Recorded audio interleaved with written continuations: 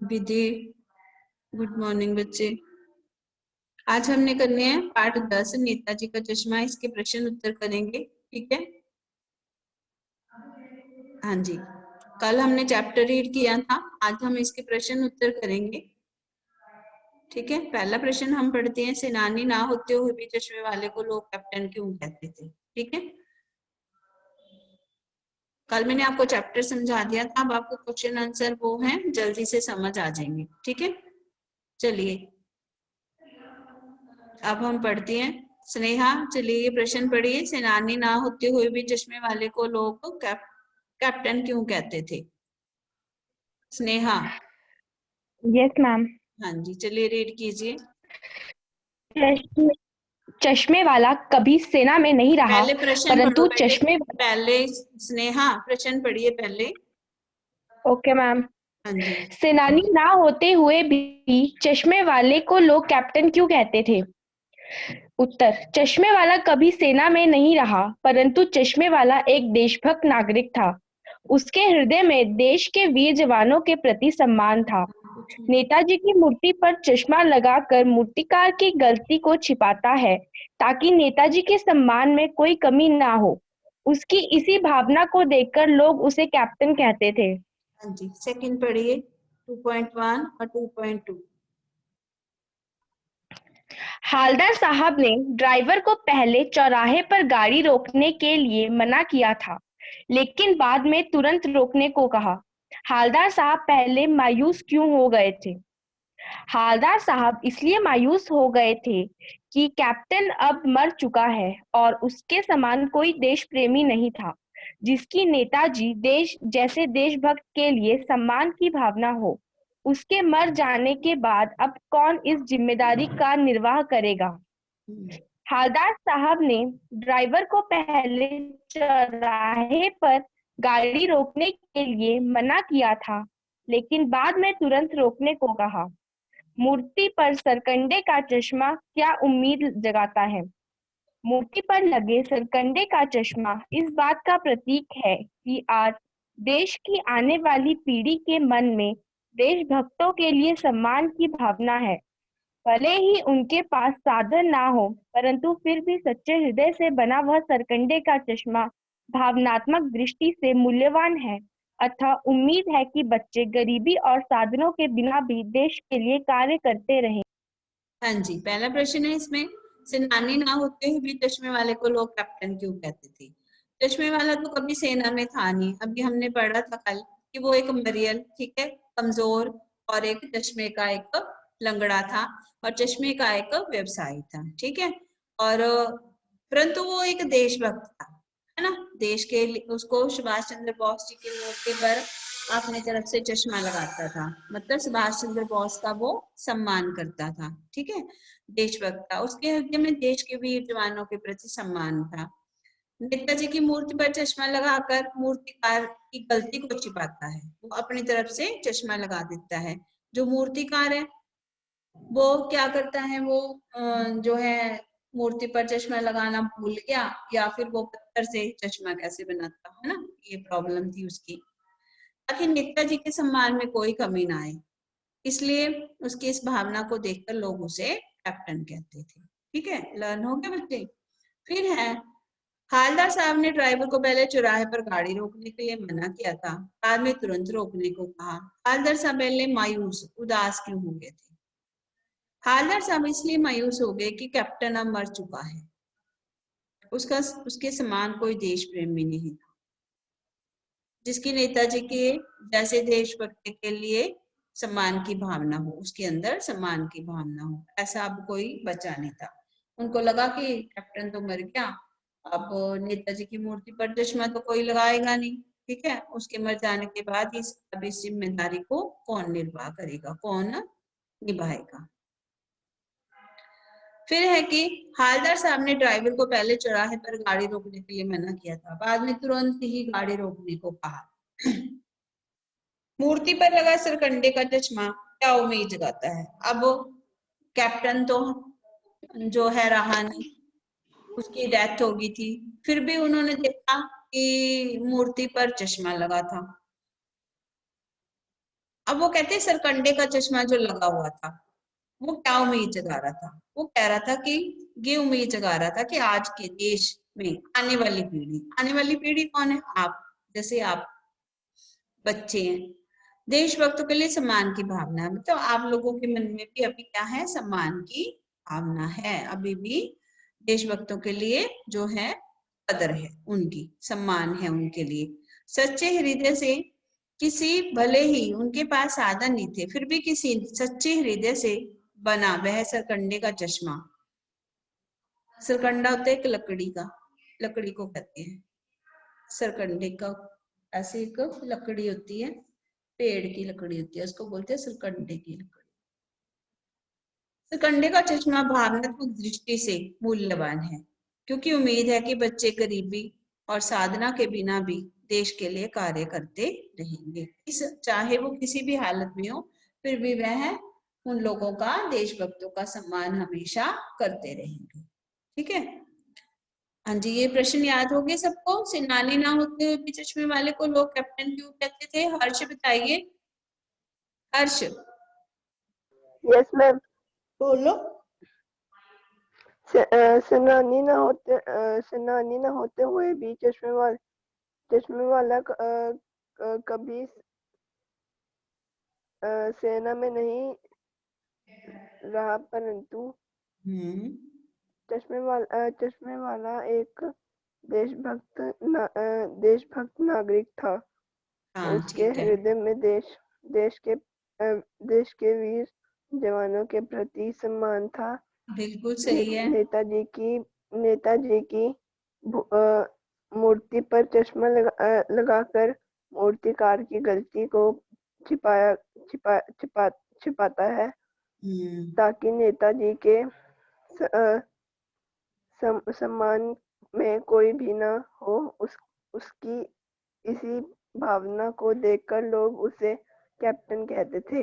बिल्कुल ठीक है, अपनी तरफ से वो चश्मा लगा देता था, मूर्ति पर चश्मा नहीं था। ठीक है, क्योंकि उसके मन में देश के लोगों के, देश के वीर जवानों के प्रति उसके मन में जो है सम्मान था, उसके मन में देशभक्ति थी, तो इसलिए वो अपनी तरफ से चश्मा लगा देता था। इसलिए इसी भावना को देख करके लोग उसे क्या बोलते थे, कैप्टन कहते थे। ठीक है, हवलदार साहब ने पहले ड्राइवर को चौराहे पर गाड़ी रोकने के लिए मना किया था, फिर रोकने को कहा, तो हवलदार साहब पहले मायूस क्यों हो गए? हाँ जी, क्यों मायूस हो गए थे बताइए, कार्तिकेय।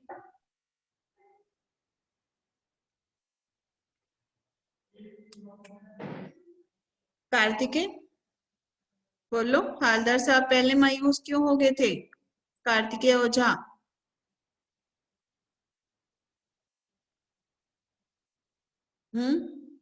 ललिता आप बताओ, हवलदार साहब पहले मायूस क्यों हो गए?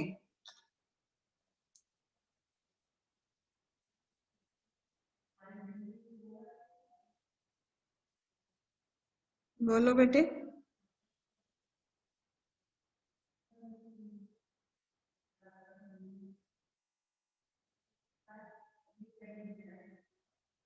ललिता,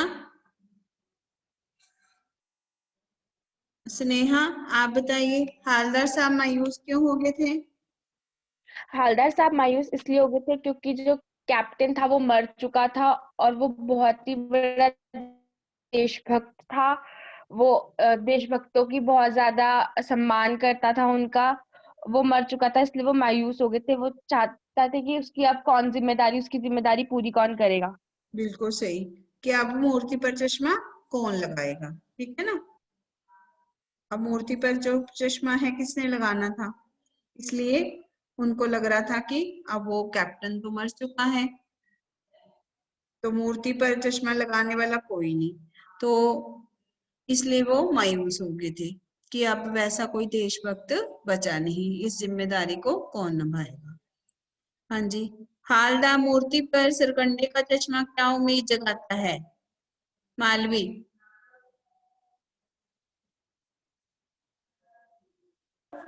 मूर्ति पर लगे सरकंडे का चश्मा ये बताता है कि आज देश की आने वाली पीढ़ी के मन में देशभक्तों के लिए कोई सम्मान नहीं है। भले ही उनके पास साधन ना हो, परंतु फिर भी वह सच्चे हृदय से बना यह सरकंडे का चश्मा भावनात्मक दृष्टि से मूल्यवान है। हाँ जी, वो इसलिए क्योंकि जो आजकल के बच्चे हैं उनके मन में अगर देशभक्ति की भावना है तो इसका मतलब है कि जो कि ऐसे जो आने वाली पीढ़ी है उनके मन में देशभक्ति की भावना है, सम्मान है, तो अब निराश होने की कोई जरूरत नहीं है। ठीक है, आगे है, अगला प्रश्न करते हैं कि हालदार साहब जो है, हालदार साहब ने पहले चौराहे पर गाड़ी रोकने के लिए मना किया और तुरंत फिर रोकने को कहा। हालदार साहब इस बात पर भावुक क्यों हो उठे? ठीक है, और आशय स्पष्ट कीजिए। बार बार सोचते क्या होगा उस कौम का जो अपने देश की खातर घर गृहस्थी, जवानी, जिंदगी सब कुछ होम कर देने वालों पर हंसती है और अपने लिए बिकने के मौके ढूंढती है। ये दोनों प्रश्न पढ़िए। चलिए स्नेहा, पढ़िए आप दोनों प्रश्न। हालदार साहब ने ड्राइवर को पहले चौराहे पर गाड़ी रोकने के लिए मना किया था, लेकिन बाद में तुरंत रोकने को कहा। हालदार साहब इतनी सी बात पर भावुक क्यों हो उठे? उचित साधन ना होते हुए भी किसी बच्चे ने अपनी क्षमता के अनुसार नेताजी को सरकंडे का चश्मा पहनाया। यह बात उनके मन में आशा जगाती है कि आज भी देश में देशभक्ति जीवित है। भले ही बड़े लोगों के मन में देशभक्ति का अभाव हो, परंतु वही देशभक्ति सरकंडे के चश्मे के माध्यम से एक बच्चे के मन में देखकर हालदार साहब भावुक हो गए। आशय स्पष्ट कीजिए। हाँ जी, चलिए स्नेहा पढ़िए, आगे पढ़िए अगला। हाँ जी पढ़िए। आशय स्पष्ट कीजिए। बार बार सोचते क्या होगा उस कौम का जो अपने देश की खातिर घर गृहस्थी, जवानी, जिंदगी सब कुछ होम कर देने वालों पर भी हंसती है और अपने लिए बिकने के मौके ढूंढती है। देशभक्तों ने देश को आजादी दिलाने के लिए अपना सर्वस्व देश को समर्पित कर दिया। सर्वस्व आज हम क्या बोलते हैं स्वतंत्र, इसको बोलते हैं सर्वस्व। सर्वस्व होता है अपना सब कुछ समर्पित कर दिया, मतलब बलिदान कर दिया। ठीक है, हाँ जी पढ़ो। आज हम स्वतंत्र देश में आजादी की सांस ले रहे हैं। यह उन्हीं देशभक्तों के कारण संभव हो पाया है। उन्हीं के कारण हम आजाद हुए हैं। परंतु यदि किसी के मन में ऐसे देशभक्तों के लिए सम्मान की भावना नहीं है, वे उनकी देशभक्ति पर हंसते हैं, तो यह बड़े ही दुख की बात है। ऐसे लोग सिर्फ अपने बारे में सोचते हैं, वे केवल स्वार्थी होते हैं। लेखक ने ऐसे लोगों पर अपना गुस्सा व्यक्त किया है। हाँ जी, उसमें है कि पहले ये करती है।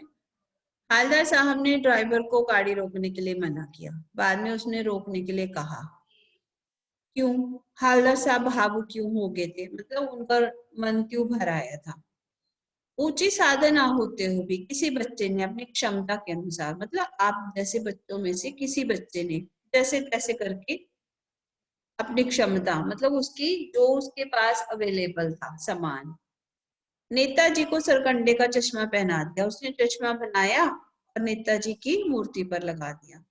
यह बात उनके मन में आशा जगाती है कि आज भी देशभक्ति जीवित है। भले ही बड़े लोगों के मन में देशभक्ति का अभाव है, परंतु जो वही देशभक्ति सरकंडे के चश्मे के माध्यम से एक बच्चे के मन में देखकर हालदार साहब भावुक हो उठे। अब तो ये चैप्टर आपको अच्छे से समझ आ गया होगा बेटे, ठीक है ना। फिर है कि बार बार सोचते क्या होगा उस कौम का जो अपनी खातिर देश की गृहस्थी, जवानी, जिंदगी सब कुछ होम कर देने वालों पर हंसती है और अपने लिए बिकने के मौके ढूंढती है। इसका क्या अर्थ है? देशभक्तों ने देश की आजादी दिलाने के लिए सर्वस्व, अपना सब कुछ त्याग दिया, बलिदान कर दिया। आज हम स्वतंत्र देश में आजादी की सांस ले रहे हैं। ये किसके कारण हो पाया है? उन देशभक्तों के कारण जिन्होंने हमारे देश को आजाद करवाया और हमें जो है आज हम खुली हवा में सांस ले रहे हैं। हम किसी के जो है गुलाम नहीं है, अपनी मर्जी के मालिक बन गए। उन्हीं के कारण हम आजाद हुए हैं। परंतु यदि किसी के मन में देशभक्तों के लिए सम्मान नहीं है, मतलब अगर उनके मन में देशभक्तों के लिए सम्मान नहीं है किसी के मन में, तो वे उन देशभक्तों पर हंसते हैं, तो ये बहुत दुख की बात है, ये बहुत गलत है। फिर वो कहते हैं वे केवल स्वार्थी लोग होते हैं, मतलबी होते हैं। लेखक ने ऐसे लोगों पर अपना गुस्सा व्यक्त किया है, ठीक है, गुस्सा निकाला है। जैसे कि वो पान वाला था, वो क्या कहता था, लंगड़ा है, मरियल है, वो जाएगा फौज में, ठीक है, और उसके ऊपर हंसता था, उसका मजाक उड़ाता था, कहता था इसकी फोटो वोटो छुपवा दो किसकी जगह, ऐसे करके उसका मजाक उड़ा रहा था ना चश्मे वाले का। तो पान वाले जैसे लोग होते हैं जो, वो क्या होते हैं, मतलबी होती है अपने, ठीक है, अपने बातें करने के लिए, बस अपना सामान बेचने के लिए वो लोगों की भीड़ इकट्ठी करते हैं। तो ऐसे बाद में लेकिन उसके मन में जब कैप्टन मर जाता है तो उसके मन में भी क्या होता है, आंखों में उसकी भी आंसू आते हैं, ठीक है। लेकिन पहले वो क्या करता है, मजाक उड़ाता है कि क्या कैप्टन, वो क्या आ जाएगा फौज में, लंगड़ा है लंगड़ा, मतलब ऐसे लोगों को फौज में कौन बुलाएगा। चलिए अगला पढ़ते हैं, चौथा और फिर है पांचवा। चलिए स्नेहा पढ़िए, पान वाले का एक रेखा चित्र प्रस्तुत कीजिए। पान वाले का एक रेखा चित्र प्रस्तुत कीजिए। पान वाला मस्त मोला व्यक्ति है। सड़क के चौराहे के किनारे उसकी पान की दुकान है। वह काला तथा मोटा है, उसकी तोंद भी निकली हुई है। जब वह हंसता है तब उसकी तोंद भी हिलती है। एक तरफ वह ग्राहक के लिए पान बनाता रहता है, वही दूसरी ओर आसपास भी नजर रखता है। उसके मुंह में हमेशा पान भरा रहता है। पान खाने के कारण उसके दांत लाल तथा कहीं कहीं काले पड़ गए हैं। स्वभाव से वह मजाकिया है, वह बातें बनाने में माहिर है। वो लंगड़ा क्या जाएगा फौज में, पागल है पागल। कैप्टन के प्रति पान वाले की इस टिप्पणी पर अपनी प्रतिक्रिया लिखिए। पान वाले ने कैप्टन को लंगड़ा तथा पागल कहा था, जो अति गैर जिम्मेदाराना और दुर्भाग्यपूर्ण व्यक्तित्व है। कैप्टन में एक सच्चे देशभक्त के वे सभी गुण मौजूद हैं जो पान वाले या समाज के अन्य किसी वर्ग में नहीं है। वह शारीरिक रूप से भले ही लंगड़ा है, पर उसकी मानसिक शक्ति तीव्र है। वह कभी भी नेताजी की मूर्ति बगैर चश्मे के नहीं रहने देता है। अतः कैप्टन पान वाले से अधिक सक्रिय, विवेकशील तथा देशभक्त है। इसका मतलब है कि पान वाला कैसा था, रेखा चित्र का मतलब होता है कि उसको हमने शब्दों से उसका चित्र बना देना है, ठीक है, शब्दों से चित्र बनाएंगे हम लिख करके। पान वाला एक मस्त मौला व्यक्ति है, ठीक है। बेटे अपने वीडियो आप ऑन कर लिया करो यहाँ पे सभी बच्चे। हाँ जी, वीडियो ऑन करने बच्चे जरूरी है, ठीक है, एक बार सभी कर लिया करो। जब बैठे हो आप तो क्लास लगा रहे हो आप तो हाँ जी, जो है कि वह मस्त मौला व्यक्ति है। सड़क के चौराहे के किनारे उसकी पान की दुकान है। काला मोटा है, उसकी तोंद भी निकली हुई है। जब वह हंसता है, ठीक है, तब उसकी तोंद भी हिलती है। वह ग्राहक के लिए पान बनाता है, दूसरी ओर आसपास नजर भी रखता है। उसके हमेशा मुंह में पान रहता है। पान खाने के कारण उसके दांत हैं जो लाल काले पड़ गए हैं, और स्वभाव से वह मजाकिया है और बातें बनाने में माहिर है। वो अपनी बातें बनाता है, मतलब लोगों को इकट्ठा करता है, ठीक है। हाँ जी, फिर वो कहते हैं कि क्या वो लंगड़ा क्या जाएगा फौज में। उसने इसकी टिप्पणी का क्या अर्थ है। पान वाले ने कैप्टन को लंगड़ा कहा, पागल कहा, अति गैर जिम्मेदार और दुर्भाग्यपूर्ण वाक्य है ये। कैप्टन एक सच्चा देशभक्त है, उसमें सभी गुण मौजूद हैं जो पान वाले या समाज के अन्य किसी वर्ग में नहीं है। वह शारीरिक रूप से भले ही लंगड़ा है, पर उसका मानसिक शक्ति उसकी बहुत अच्छी है। वह नेताजी की मूर्ति बगैर चश्मे के नहीं रहने देता, और कैप्टन पान वाले से अधिक विवेकशील है, बुद्धिमान है, और वो पान वाले से अधिक देशभक्ति है उसके अंदर, ठीक है। चलिए अगला करते हैं, रचनाभिव्यक्ति का प्रश्न। अब है छठा इसका, हालदार साहब हमेशा चौराहे पर रुकते और नेताजी को निहारते। पान वाला उदास हो गया, उसने पीछे मुड़कर मुंह का पान नीचे थूका और सिर झुकाकर अपनी धोती के सिरे से आंखें पोंछता हुआ बोला, साहब कैप्टन मर गया। हाँ जी पढ़िए 6th और इसका 1st और 2nd। हाँ जी स्नेहा। निम्नलिखित वाक्य पात्रों की कौन सी विशेषता की ओर संकेत करते हैं? पहला, हालदार साहब हमेशा चौराहे पर रुकते और नेताजी को निहारते। यहाँ पर हमें हालदार साहब की निम्न विशेषताओं के बारे में पता चलता है। नेताजी के रोज बदलते चश्मे को देखने के लिए वे उत्सुक रहते थे। नेताजी को पहनाए गए चश्मे के माध्यम से वे कैप्टन की देशभक्ति देखकर खुश होते थे, क्योंकि वे स्वयं देशभक्त थे। कैप्टन के प्रति उनके मन में श्रद्धा थी। पान वाला उदास हो गया, उसने पीछे मुड़कर मुंह का पान नीचे थूका और सिर झुकाकर अपनी धोती के सिर से आंखें पोंछते हुए बोला, साहब कैप्टन मर गया। यहाँ पर हमें पान वाले की निम्न विशेषताओं के बारे में पता चलता है। पान वाला भावुक तथा संवेदनशील था। कैप्टन के मर जाने से वह दुखी था। कैप्टन के लिए उसके मन में स्नेह था। भले ही कैप्टन के जीते जी उसने कभी मजाक नहीं उड़ाया, कहीं ना कहीं वह भी कैप्टन की देशभक्ति पर मुग्ध था। कैप्टन की याद आने पर उसकी आंखें भर आई। हाँ जी, हालदार साहब हमेशा चौराहे पर रुकते और नेताजी को निहारते। यहाँ पर हमें हालदार साहब की विशेषताओं के बारे में पता चलता है। क्या विशेषताएं हैं? उसमें है कि नेताजी के रोज बदलते चश्मे को देखने के लिए वे उत्सुक रहते थे।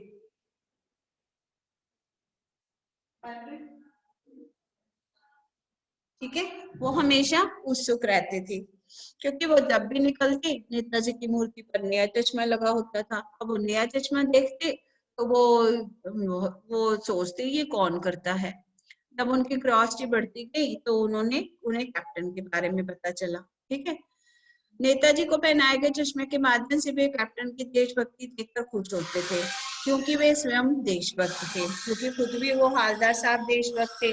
अब जब कैप्टन चश्मा लगा देता था तो वो उसके बारे में जानना चाहते थे। वो कैप्टन के प्रति उनके मन में श्रद्धा आ गई थी। फिर जब वो देखते थे कि ये रोज चश्मा लगा देता है, उसको मिलना चाहते थे वो। ठीक है, और देखना चाहते थे। तो यहाँ जो है हालदार साहब यहाँ पर नेताजी जो है के बदलते चश्मे वाले को मिलने के लिए और उसके मन में उनके प्रति श्रद्धा की भावना थी। ठीक है, मिलने के लिए भी वो, देखने के लिए भी इच्छुक थे और मन में उनके श्रद्धा थी उसकी देशभक्ति के कारण। पान वाला उदास हो गया। ठीक है, यहाँ पर हमने किसकी विशेषताएं देखनी है? पान वाले की।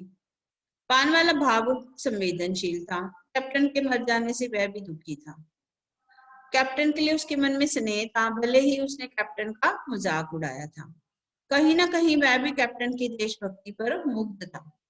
ठीक है, कैप्टन की याद आने पर उसकी भी आंखें भर आई थी। उसने मजाक भी उड़ाया था, लेकिन जब उसकी मृत्यु हुई थी तो उसकी आंखें भी भर आई थी। ठीक है, फिर है कैप्टन बार बार मूर्ति पर चश्मा लगा देता था। यहाँ कैप्टन की विशेषताओं के बारे में पता चलता है।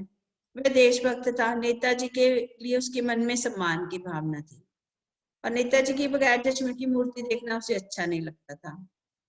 आर्थिक विपन्नता के कारण वह नेताजी को स्थायी रूप से चश्मा नहीं पहना सकता था, इसलिए वह अपनी ओर से कोई ना कोई चश्मा उनकी आंखों पर लगा देता था। इसमें क्या निकला? एक तो उसके मन में सम्मान की भावना थी और उसको नेताजी को बगैर चश्मे के देखना अच्छा नहीं लगता था। आर्थिक स्थिति उसकी अच्छी नहीं थी कि वो नेताजी को एक पत्थर का असली चश्मा या असली चश्मा मूर्ति के जैसा बना करके लगवा दे। ठीक है, इसलिए वह अपनी ओर से कोई चश्मा लगा देता था। ठीक है बच्चे, हाँ जी, अब यहाँ तक समझ आए आपको? बाकी के कल करेंगे। ठीक है, यस मैम। चलिए, ओके जी, बाय। आपने कुछ पूछना बच्चे? किसी ने? हाँ जी। किसी ने कुछ पूछ रहा है यहाँ तक आपको क्वेश्चन समझ आ गए हैं? यहाँ से किसी ने पूछना है तो बता दो, बोलिए।